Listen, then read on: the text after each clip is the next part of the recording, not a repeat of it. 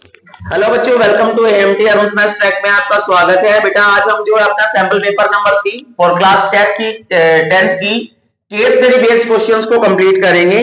Last जो 35 question तक हम लास्ट वीडियो में अपलोड कर चुके हैं, तो आप चैनल पे जाके देख सकते हैं। तो टाइम वेस्ट ना करते हुए स्टार्ट करते हैं क्वेश्चन नंबर 36 क्वेश्चन में बोला बेटा, Suman is celebrating his birthday. He invited his friend. He bought a packet of toffee and candies which contain 360 candies. सुमन नाम की एक लड़की है, वो अपना बर्थडे बनाती है और बर्थडे बनाने के लिए वो क्या करती है, अपने फ्रेंड्स को बुलाती है। फ्रेंड्स को बुला के उनको कैंडीज या टॉफी वो क्या करेगी, डिस्ट्रीब्यूट करेगी। तो जो उसने पैकेट खरीदा उसके अंदर टोटल जो कैंडीज है वो है 360 कैंडीज है। तो वो इन कैंडीज को अरेंज करती है एक रो की तरह, एक एपी की तरह। उसने फर्स्ट रो के अंदर 3 कैंडीज रखी, सेकंड रो में 5 कैंडीज रखी, थर्ड रो में 7 कैंडीज रखी और ऐसे कैंडीज रखती चली गई जब तक 360 कंप्लीट नहीं होगी। ओके, अब तो ये जो इंफॉर्मेशन आपको गिवन है इसके अकॉर्डिंग आपको क्या करना है, इन क्वेश्चंस के आंसर देने हैं। क्वेश्चन नंबर 1 है find the total number of the rose of candies. तो ध्यान से देखो बच्चों, क्वेश्चन नंबर 36, इसमें आपको जो टोटल टॉफीज बोलूं या मैं कैंडीज बोलूं, तो टोटल जो आपकी कैंडीज है इसके अंदर गिवन है कितनी बच्चों, 360। अब टोटल की बात आ गई तो इसका मतलब ये क्या आ गया आपका, sum of n terms, S n आपका निकल गया। क्लियर। उसके बाद अगर मैं बात करूं कि इसने इन टॉफीज को अरेंज किया है, अरेंज कैसे किया है, एपी की तरह। फर्स्ट रो में 3 कैंडीज आ गई, सेकेंड रो में बेटा 5 कैंडीज आ गई, थर्ड रो में 7 कैंडीज आ गई एंड सो इस तरीके से इसने 360 कैंडीज को अरेंज कर दिया। क्वेश्चन पढ़ते ही पता चल गया था एपी का क्वेश्चन है, अर्थमेटिक प्रोग्रेशन का क्वेश्चन है। तो यहां पर हम करना स्टार्ट करेंगे। जैसे फर्स्ट पार्ट हमारा बच्चों, फर्स्ट क्वेश्चन में जो आपसे पूछा गया है कि find the total number of the rows. अब total number of the rows का मतलब आपको एन निकालना है। इसमें एन का मतलब नंबर ऑफ टर्म्स, जितनी नंबर ऑफ टर्म होगी उतनी तो रो होगी। तो यहां पर एस एन आपको गिवन है। तो मैं इसको करने से पहले मैं थोड़ा सा ये देख लेता हूं कि हमारा ए क्या बच्चों 3 है, यानी फर्स्ट टर्म। डी है हमारा 5 माइनस 3 और एन आपको इस क्वेश्चन में निकालना है फर्स्ट पार्ट में। एस एन आपको गिवन है बच्चों कितना, 360, यानी टोटल आपकी कैंडीज 360 गिवन है। एस एन का फॉर्मूला प्लेस करूंगा, n by 2a plus under bracket n minus 1 into D equals to 360 का 360 आ गया। ओके, अब जो है n मेरे पास नहीं है, n बाय 2 रखा मैंने, ये आपका आ गया 2a, a की जगह हमारे पास 3 है, n मेरे पास नहीं है, d मेरे पास 2 है, 360 का 360। ये 2 यहां पर डिवाइड हो रहा है n के साथ, इधर आके क्या हो जाएगा बच्चों, मल्टीप्लाई हो जाएगा। ये n आ गया, 2 3 जा 6, 2 को n से मल्टीप्लाई किया 2n एंड 2 1 जा 2, ये आ गया मल्टीप्लाई करके 720। इसके बाद ये आपका n का n आ गया, 6 में से 2 मैंने माइनस किया क्योंकि ये सिंपल नेचुरल नंबर्स थे, ये इंटीजर था। 6 से 2 गया 4 प्लस 2n और ये आ गया 720। n को अंदर मल्टीप्लाई किया 4n हो गया, n को यहां किया ये आपका 2n स्क्वायर हो गया, ये आपका आ गया 720। अब इसको हम ठीक से अरेंज कर लेते ताकि एक क्वाड्रेटिक इक्वेशन बन जाए। मैंने पहले लिखा 2n स्क्वायर, फिर बेटा ये आपका प्लस का 4n आ गया, 720 प्लस है, लेफ्ट आके ये माइनस हो गया इक्वल्स टू 0, ये आपकी इक्वेशन आ गई। आगे इक्वेशन, अब यहां इस इक्वेशन को हम सोल्व करेंगे क्वाड्रेटिक फॉर्मूले से, या आपकी मर्जी है जो भी आप मेथड इसमें अपनाएं। यहां से अगर मैं 2 कॉमन लेना चाहूं ले सकता हूं, 2 मैंने कॉमन लिया, ये बच गया आपका n स्क्वायर प्लस का 2n आ गया और ये माइनस का 2 कॉमन लिया तो 360 आ गया, 360 यहां इक्वल्स टू 0, 2 फिनिश हो गए, ये आपका आ गया n स्क्वायर। अब हम इसका मिडिल टर्म स्प्लिट कर लेते हैं। मिडिल टर्म स्प्लिट ना हो तो आप क्वाड्रेटिक फॉर्मूला लगा लो। आपको 2 नंबर ऐसे बताने हैं, मल्टीप्लाई करके 360 आए और प्लस माइनस करके 2 आए, 20 और 18, तो 20 और 18, 18 2 जा 36, बिल्कुल ठीक है। तो n स्क्वायर ये आपका 20n आ गया और माइनस का 18n, तो यहां पर मैं 20 को 18 से मल्टीप्लाई करूंगा, माइनस का 360 आएगा, ठीक है, एन स्क्वेयर, और प्लस माइनस माइनस 20 से 18 माइनस किया 2n आ गया प्लस का, माइनस 360 का 360 इक्वल्स टू 0, पेयर बन गए हैं, कॉमन लेते हैं, यहां से मैंने n कॉमन लिया, ये आपका n प्लस 20 बच गया, माइनस यहाँ 18 कॉमन लिया, n बच गया, बाहर माइनस है साइन चेंज होगा, माइनस का प्लस हो गया और ये आपका 20 आ गया इक्वल्स टू 0। कॉमन लेने के बाद ब्रैकेट सेम होने चाहिए, पहले मैं बता चुका हूं आपको। अब n और माइनस 8 बाहर वालों का एक ब्रैकेट आ गया बच्चों, और n प्लस 20 में से मैंने एक ब्रैकेट लिख दिया, दोनों की वैल्यूज निकालूंगा, n minus 18 equals to 0, 18 minus था राइट जाके प्लस हो गया, ये n प्लस 20 इक्वल्स टू 0, यहां पर ये 20 प्लस था राइट जाके माइनस हो गया, तो नंबर ऑफ टर्म्स मेरी निकली 18 एंड माइनस 20। तो क्या किसी एपी के अंदर जो टर्म होती है वो माइनस में निकल सकती है नंबर ऑफ टर्म? नहीं निकल सकती ना, तो इसको हम नेग्लेक्ट करेंगे और आपका n का जो आंसर है वो कितना आ गया बच्चों 18, यानी कि फर्स्ट वाले का आंसर आपका 18 बन गया। आ गया फर्स्ट पार्ट समझ में। अब क्वेश्चन सेकंड में बोला है how many candies are placed in last row, जो लास्ट रो है उसमें कितनी कैंडीज है, तो लास्ट रो कौन सी है भाई, टोटल 18 रोज है एपी में, तो लास्ट की जो टर्म है वो 18 तो होगी, तो आपको यहाँ पर A18 निकालना बच्चों, फॉर्मूला होता है A प्लस जो भी निकालना उससे एक number come into D, A मेरे पास 3 था और ये 17, ये आपका D की जगह 2 आ गया बच्चों, सॉल्व करते हैं, 3 का 3 17 2 जा 34 प्लस करके 37, यानी कि जो लास्ट वाली आपकी रो है उसके अंदर टोटल कैंडी कितनी आ जाएगी 37, और सेकंड पार्ट आपका क्लियर हो गया। अब थर्ड वाला पार्ट जो आपका, थर्ड वाले पार्ट में आपको बोला गया है कि अगर मान लीजिए कि मेरे को टोटल 15 रोज बनानी है, फिर रोज कितनी बनानी है 15, ए आपके पास बिल्कुल सेम जो पहले हमने लिया था, ए सेम है 3 है, डी हमारे पास जो है बच्चों वो 2 आ गया था माइनस करके, तो यहां पर ए 3 है, डी आपका 2 है, यहां एन आपको दे दिया 15 है, और आपको S15 निकाल के बताना है कि क्या होगा, ये क्वेश्चन है आपका। अब यहां पर करना स्टार्ट करेंगे तो फॉर्मूला होता है इसका n/2 2a plus under bracket n minus 1 into D, n की जगह आ गया 15/2 2a, a की जगह 3, n की जगह 15 माइनस 1 और d की जगह आपका 2 आ गया। सॉल्व करते हैं फटाफट, 15/2 2 3 जा 6, ये आपका 14 इंटू 2 आ गया, ये आ गया आपका 15/2, ये आ गया 6, 14 2 जा 28, आगे सोल्व करते हैं 15/2 प्लस करके बेटा कितना आ गया 34, 2 से इसको कैंसिल किया 17 आ गया। अब इसको जो मैं करूंगा तो 17 5 जा 85, 17 1 जा एंड 5, तो यानी आपकी 15 अगर रो बनती है 15 रो बनती है तो टोटल कैंडीज जो आपकी लगेगी वो कितनी लगेगी 255। समझ आ गया, क्लियर है, ओके। नेक्स्ट देखते हैं बेटा हम, इसी का और पार्ट बोला गया है, और पार्ट में बोल दिया find the number of the candies in 12th row, 12th row में कैंडी कितनी होगी, तो कहने का मतलब आपको A12 निकालना है 12th, तो यहां A प्लस अब जितना निकालना उससे कम इंटू डी, ए आपका 3 आ गया 11 और डी की जगह आपका 2 था, ये आपका आ गया 11 2 जा 22, और लास्ट में जो आपका आंसर निकला प्लस करके 25। तो ये आपकी जो है केस स्टडी बेस्ड क्वेश्चन था 36, बहुत जो कि बहुत इजी था और 5th चैप्टर से था। समझ आया सभी को, ठीक है। नेक्स्ट क्वेश्चन देखते हैं बेटा। अब बेटा हम अपना क्वेश्चन नंबर 37 देखते हैं। 37 क्वेश्चन के अंदर मैंने आपके सामने एक फिगर बना रखी है। क्वेश्चन में बोला गया है कि यानी स्मोकिंग हैजार्ड से, जो स्मोकिंग से होने वाले खतरे हैं उनसे अवेयर करने के लिए स्कूल ने डिसाइड किया कि हम जो है एड प्लेस करेंगे जो कि ट्रायंगुलर शेप में होगी, इस पे लिखा होगा नो स्मोकिंग, ठीक है। तो इसमें जो ट्रायंगुलर शेप का ये बोर्ड है उसके कोऑर्डिनेट्स आपको गिवन है PQR के, P के कोऑर्डिनेट ये आपको गिवन है -3,4, Q के कोऑर्डिनेट है 3,4 और जो आपके R है उसके कोऑर्डिनेट है -2,-1। तो आपको इस फिगर जो आपके ट्रायंगुलर शेप के बोर्ड बने हुए हैं इसको देख के क्वेश्चंस के आंसर देने हैं। तो यहां पर क्वेश्चन देखते ही पता चल गया हमें कि 7 चैप्टर का क्वेश्चन है कोऑर्डिनेट ज्योमेट्री का। तो यहां first part question number first की मैं बात कर रहा हूं। तो क्वेश्चन फर्स्ट में बोला है कि what are the coordinates of the centroid of P Q are.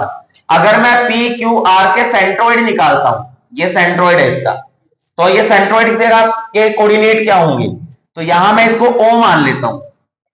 O is a centroid of given triangle।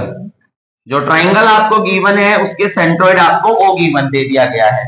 तो यहां अगर मैं कोऑर्डिनेट्स निकालूं, कोऑर्डिनेट्स ऑफ O, तो x के लिए फॉर्मूला होता है x equals to x1 plus x2 plus x3 upon 3। यहां x1 x2 x3 है क्या? ये बच्चों आपका x1 है, ये x2 है, ये x3 है, ये y1 है, ये y2 है, ये y3 है। क्लियर है? तो यहां पर x1 जो है हमारा -3, x2 हमारा 3 है और x3 हमारा -2 है और अपॉन में आ गया 3। इससे कैंसिल हो गया, प्लस माइनस माइनस -2 अपॉन 3, यानी x का कोऑर्डिनेट आपका क्या आ गया? एबसिसा -2/3। क्लियर है यहां तक? उसके बाद मैं बात करूंगा y की, तो y निकालने का फॉर्मूला होता है y1 plus y2 plus y3 upon 3। तो y1 है मेरे पास 4 प्लस y2 है मेरे पास 4 प्लस y3 है मेरे पास -1। तो यहां पर 3 का 3, 4 और 4 8 आ गया, प्लस माइनस माइनस ये आपका 3, ये आपका आ गया 7/3। तो ये आपके y के कोऑर्डिनेट आ गए। तो ये दो कोऑर्डिनेट्स आपसे पूछे गए थे सेंट्रोइड के, दोनों कोऑर्डिनेट हमने निकाल दिए। तो सेंट्रोइड कैसे निकलता है पता चल गया? ओके, नेक्स्ट क्वेश्चन पे इसका जो पार्ट है उस पे आते हैं हम। सेकंड वाला जो पार्ट है इसका, सेकंड पार्ट में बोला गया है कि if T be the mid point of the line joining R Q. जो आर क्यू है इसका मिड पॉइंट आपको गिवन है टी, मिड पॉइंट है तो मींस ये दोनों इक्वल हो गए। आपको इसके कोऑर्डिनेट बताने हैं, तो यहां पर हम लिख देंगे if T is the mid point of R Q. Writing समझ आ रही है ना? तो स्पीडली लिख रहा हूं मैं। आर क्यू का मिड पॉइंट है टी, तो कोऑर्डिनेट्स निकालेंगे। सो कोऑर्डिनेट्स ऑफ पॉइंट टी, तो टी के कोऑर्डिनेट यानी कि कौन सा फॉर्मूला यूज होगा? मिड पॉइंट है तो मिड पॉइंट फॉर्मूला। तो यहां पर बाय मिड पॉइंट फॉर्मूला, अब मिड पॉइंट फॉर्मूला हम यूज करेंगे। तो x का फॉर्मूला होता है x1 plus x2 upon 2 and y का फॉर्मूला आता है y equals to y1 plus y2 upon 2। अब मैं मिड पॉइंट निकाल किसके रहा हूं? मैं जो आर क्यू है इस लाइन का जो मिड पॉइंट है, तो यहां पर जो मैं x1 y1 लूंगा बच्चों, x1 y1 वो मैं r और q के ही लूंगा। ये आपका x1 y1 हो गया, ये आपका x2 y2 हो गया। क्लियर? जिस भी लाइन के मिड पॉइंट निकालने होते हैं तो लाइन के जो आपको पॉइंट गिवन है, जैसे आर क्यू, तो आर के और क्यू के ही कोऑर्डिनेट देखने हैं हमें। अब यहां पर ये मैंने लिया x के लिए, x इक्वल्स टू x1 ये 3 है, x2 -2 है, x1 x2 -2 upon 2, x equals to 3 plus minus minus by 2, ये आपका 1/2 आ गया, ये x आ गया आपका। उसके बाद मैं बात करूं y की, तो y1, अब y1 क्या है भाई? 4 है, y2 -1 है, 4 -1/2, तो ये आपका आ गया 3/2। यहाँ प्लस था तो प्लस माइनस माइनस बन गया, इसलिए डायरेक्ट माइनस लिख दिया मैंने। तो यहाँ कोऑर्डिनेट जो आपसे पूछे गए थे मिड पॉइंट टी के, वो हमने निकाल दिए। समझ आ गया पार्ट? थर्ड पार्ट पे आते हैं बच्चों हम। अब पार्ट नंबर जो थर्ड है उसके अंदर क्या बोला गया है? थर्ड पार्ट में आपको बताया गया है यहाँ पर कि if you B the mid point of the RP. अब आरपी ये वाली लाइन है और इसका मिड पॉइंट दे दिया गया है आपको u, ये u मिड पॉइंट दे दिया गया है। मिड पॉइंट है तो इसका मतलब ये दोनों साइड इक्वल होगी आपस में, और आपसे पूछ लिया गया है कि यहाँ u के कोऑर्डिनेट निकालो। तो सबसे पहले लिखते हैं हम कि u is a mid point of RP. If u is the mid point of RP. तो यहां पर कोऑर्डिनेट क्या हो जाएंगे UK? So coordinates of you. समझ आ रहे हैं क्वेश्चन सभी को? तो यहां पर जो मैं अगर बात करूंगा बेटा, तो मिड पॉइंट फॉर्मूले से ही निकलेंगे, बिकॉज मिड पॉइंट है ये। तो हम लिख देंगे बाय मिड पॉइंट फॉर्मूला। पढ़ते वक्त सामने ध्यान दिया करो। जरूरी नहीं है कि बेटा आपने क्वेश्चन कर लिया ठीक है, बट कहीं करेक्शन हो जाए, कोई स्टेप गलत हो तो ध्यान दिया करो इस चीज पे। तो मिड पॉइंट फॉर्मूले में यहाँ x का फॉर्मूला होता है x1 प्लस x2 अपॉन 2, और y निकालने का फॉर्मूला होता है बेटा y1 प्लस y2 अपॉन 2। अब यहां मैं बात कर रहा हूं किस लाइन की? आरपी की। तो यानी कोऑर्डिनेट किसके देखेंगे? आर और पी के। अब यहां पर आर के कोऑर्डिनेट ये है, मैंने पी का मान लिया x1 y1, आर और पी के कोऑर्डिनेट। ठीक है, समझ आ गया? यहां करना स्टार्ट करते हैं। तो x कैसे निकलेगा? x निकलेगा आपका x इक्वल्स टू x1। अब x1 है मेरा -3, ये है -2, -3 प्लस -2 अपॉन 2, ये आ गया आपका equals to -3 plus -2 upon 2, minus minus plus, तो प्लस करके माइनस का 5/2, x की वैल्यू आ गई -5/2। इसके बाद y की बात करूं मैं अगर, तो y1 हमारा 4 है, y2 -1 है, तो ये आपका 4 plus -1/2 and y equals to 4 plus minus का 1/2, और ऊपर माइनस करूंगा 4 से 1 गया 3/2। तो ये आपका जो है कोऑर्डिनेट आ गए x माइनस 5/2, और y जो आपका आ गया वो 3/2 आ गया। तो समझ में आया ये? इसी का और पार्ट और गिवन है आपको, ये देख लीजिए, इजी है। तो थर्ड का और पार्ट जो है बच्चों, यहां पर क्वेश्चन में दिया हुआ है what are the coordinates of centroid of STU। अब देखो STU कहां बन रहा है? STU, एक सेकंड रुकिए, यहां पर triangle centroid of STU, TU ये है, यहां RTU होना चाहिए था मेरा हिसाब से ना, तो RTU होना चाहिए था बच्चों यहाँ। ये STU गर्ल्स मिसप्रिंट है यहाँ पर। तो जब मैं इसको यहाँ से ज्वाइन करता हूं तो एक ट्राइंगल बन रहा है STU, ये आपका S की जगह R आना चाहिए, RTU। तो RTU का सेंट्रोइड पूछा है। T के कोऑर्डिनेट आप निकाल चुके हो, T के कोऑर्डिनेट आपके 1/2, 3/2, और U के कोऑर्डिनेट जो आपके वो है -5/2, 3/2, आप देख सकते हो यहाँ। तो सेंट्रोइड अगर मैं निकालूंगा RTU का, तो ध्यान से देखिए,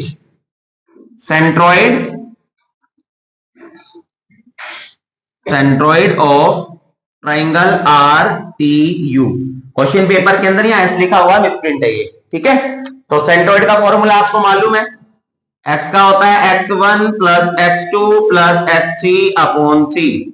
वैल्यू पुट करते हैं यहाँ पर, RTU की बात हो रही है, तो RTU हम जो है कोऑर्डिनेट इनके देखेंगे सिर्फ, ओके। तो यहां पर कोऑर्डिनेट जब इनके देखेंगे हम, मैंने इसको जो है मान लीजिए x1 मान लिया है, या R से स्टार्ट करते हैं, या RTU है, तो x1 y1, x2 y2, x3 y3।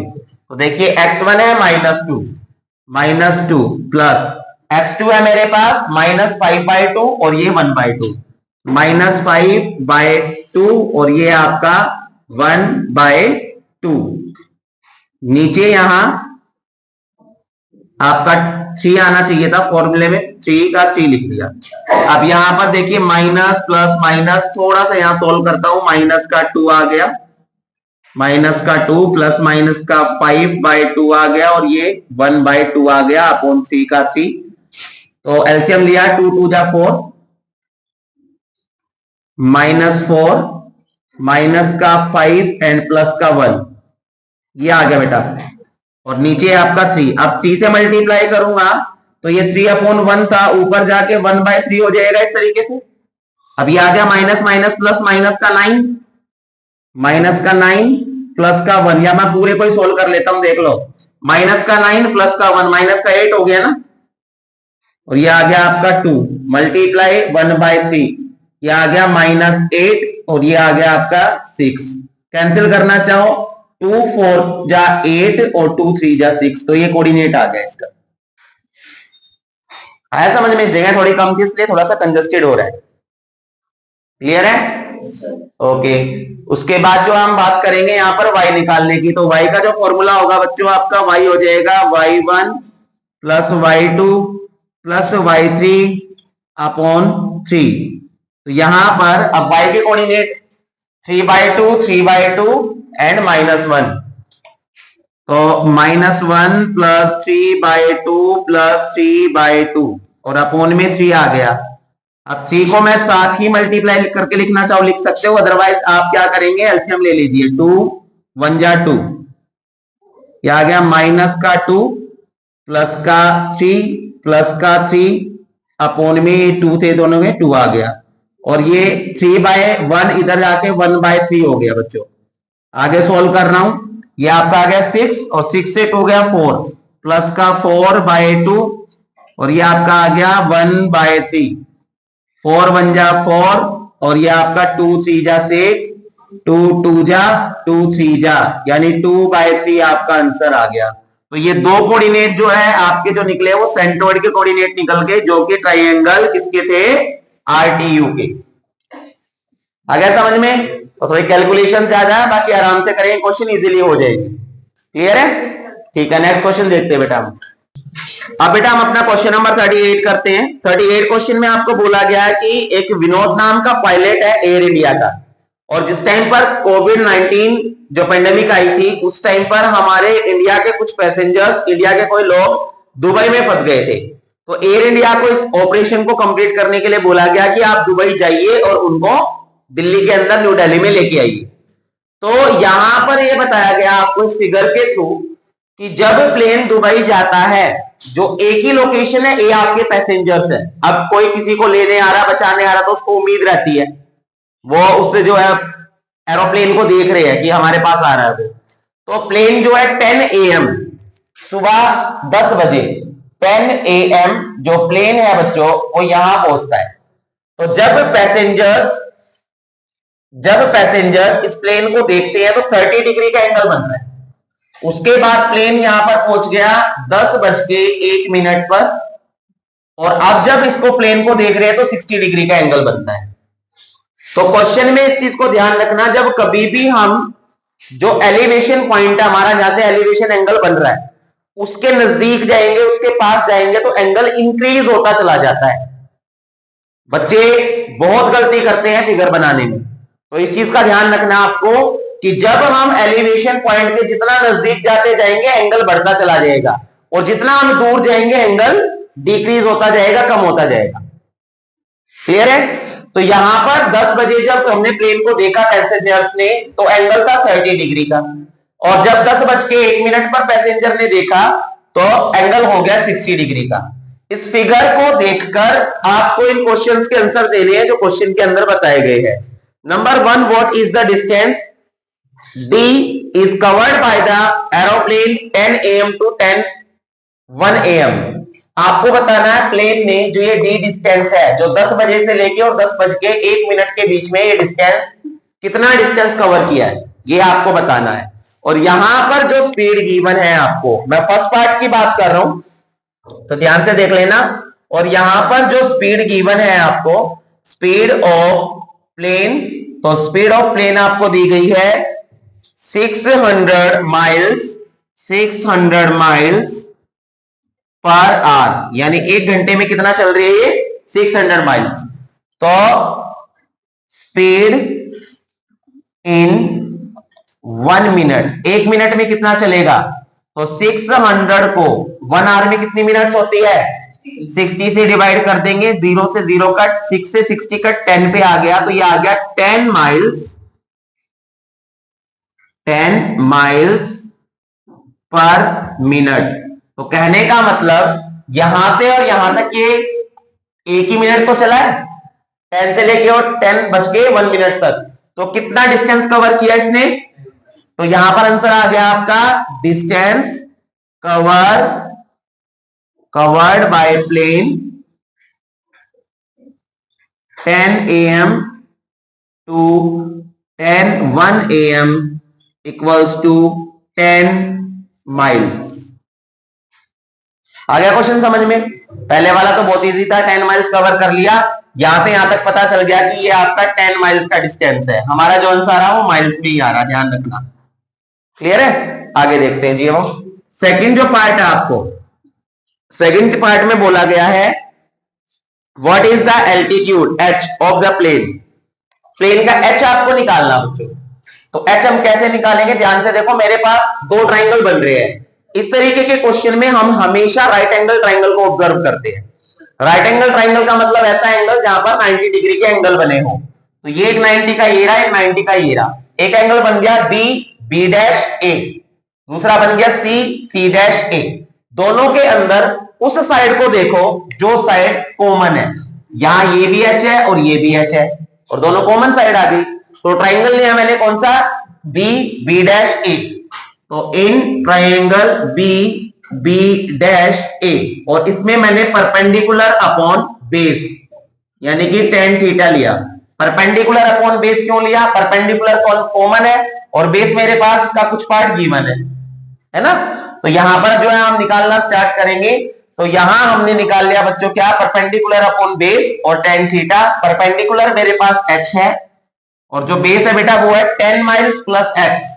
तो 10 प्लस x माइल्स है, और यहां पर tan थीटा, तो थीटा कितना बच्चों? ये 60 डिग्री या 30 डिग्री, क्योंकि जितना दूर होगा वो एंगल छोटा होता है। तो यहां पर ये आपका आ गया 30 डिग्री। h का h आ गया, ये आ गया 10 प्लस x। अब ये बताइए tan 30 की वैल्यू कितनी होती है?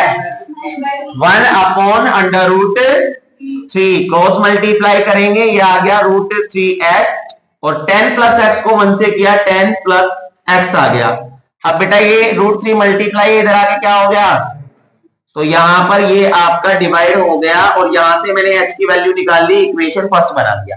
ये काम आएगा हमारे आगे। अब मैं दूसरा ट्राइंगल लेता हूं, सी सी डैश ए, सी सी डैश और ए। तो in triangle C C dash ए, यहां पर भी मैंने सेम लिया, परपेंडिकुलर अपॉन बेस यानी कि tan थीटा। परपेंडिकुलर सेम है बच्चों h, और जो बेस है वो कितना है यहाँ पर? तो ये x गिवन है आपको, और ये आपका आ गया 10। तो जितना पास आएंगे एंगल बढ़ेगा, तो 60 डिग्री है आपको गिवन है, बना भी रखा ऊपर। h का h आ गया, x का x, और इसकी वैल्यू होती है अंडर रूट 3। अब ये x डिवाइड इधर आके क्या हो जाएगा? तो रूट 3x, और ये आपकी इक्वेशन सेकंड आ गई। अब ध्यान से देखो बच्चों, जो हमने ये सॉल्व किया स्टेप, इसके अंदर दोनों में ही इक्वेशन में हमने किसकी वैल्यू निकाली है? h की। तो जब लेफ्ट हैंड साइड इक्वल है तो राइट हैंड साइड भी इक्वल होगी। तो यहां पर हम लिखेंगे in from equation first and second. First और सेकंड इक्वेशन से हमें क्या पता चला?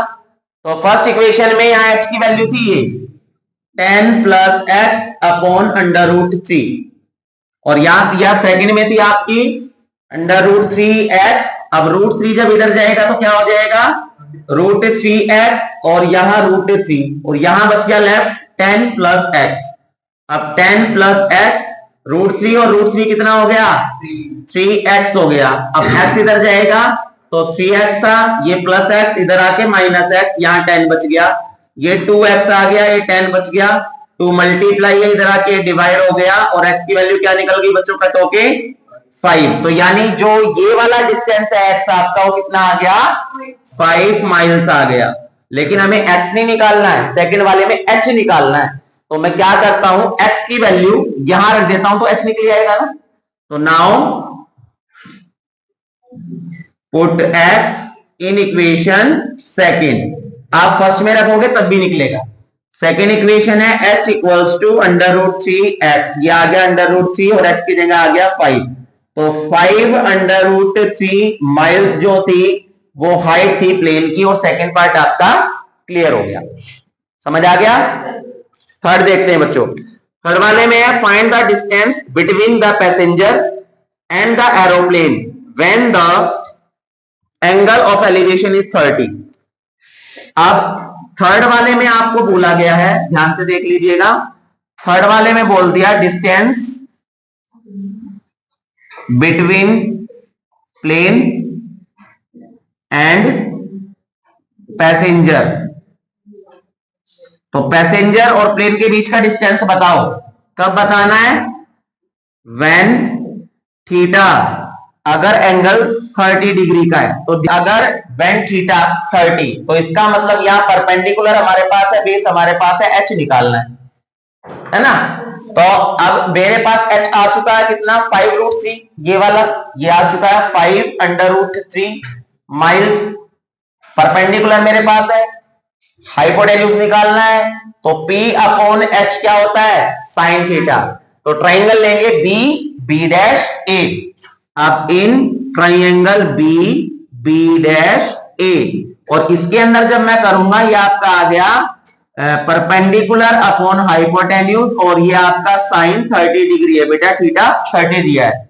वैल्यू हम यहां पर रखते हैं P की जगह है मेरे पास परपेंडिकुलर 5√3, हाइपोटेन्यूज है नहीं मेरे पास, तो यहां पर आप हाइपोटेन्यूज के नेमिंग बी ए लिख सकते हो, बी ए। और साइन 30 की वैल्यू कितनी होती है बच्चों, 1/2।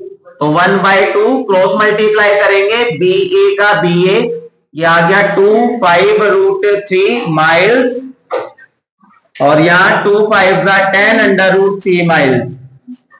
तो आपकी बी ए की वैल्यू निकल के, यानी कि ये पैसेंजर और प्लेन के बीच का डिस्टेंस ये आ गया। रूट की वैल्यू गिवन नहीं थी कि रखनी है, इसलिए मैंने वैल्यू नहीं रखी है। अब मेरे को बताया गया आपको डिस्टेंस बताना है किसका, पैसेंजर और प्लेन के बीच का, जब एंगल 60 है। तो और वाला पार्ट है इसका, यहां डिस्टेंस बताना है बिटवीन प्लेन, पढ़ते वक्त बातें नहीं, एंड पैसेंजर, प्लेन और पैसेंजर के बीच का डिस्टेंस। और थीटा जब आपको 60 दिया है, तो 60 कौन से ट्राइंगल में आ रहा है, सी डैश ए में आ रहा है। तो in triangle C dash A, और इस ट्राइंगल में भी same, perpendicular upon hypotenuse sine 60 degree. अब परपेंडिकुलर तो मैं निकाल चुका हूं, जो सेम है आपका 5√3, तो यहां पर परपेंडिकुलर की जगह मैंने 5√3 रख दिया। हाइपोटेन्यूज मेरे पास जो निकालनी है सी ए, तो सी ए रख दिया, और साइन 60 की वैल्यू होती है √3/2। यहां √3 से √3 कैंसिल कर दिया मैंने डायरेक्ट, और ये आपका आ गया 1, तो 1 को सी ए से किया सी ए, एंड 5 2 10, तो 10 माइल्स। ये आपने निकाल दिए दोनों डिस्टेंस जो आपसे पूछे गए थे, दोनों ही कंडीशन में। तो क्वेश्चन आया समझ में सभी को? थोड़ी सी कैलकुलेशन है और ज्यादा कुछ नहीं है, ध्यान से करनी है कैलकुलेशन। कोई डाउट है किसी को? ठीक है बेटा, अगर आप लोगों को कोई डाउट लगता है तो आप कमेंट कीजिएगा, ट्राई करेंगे दोबारा से आपको जो एक्सप्लेनेशन दी जाए। और इन वीडियोस को ध्यान से वॉच कीजिए, अपने डाउट्स को दूर कीजिए, साथ ही साथ लाइक कीजिए, शेयर कीजिए, सब्सक्राइब कीजिए चैनल को, और बेल आइकन ऑन कीजिए, ताकि ऐसे मोस्ट इंपोर्टेंट क्वेश्चंस की वीडियोस आप तक पहुंच सके और अपने डाउट्स को आप दूर कर सके। Thank you so much.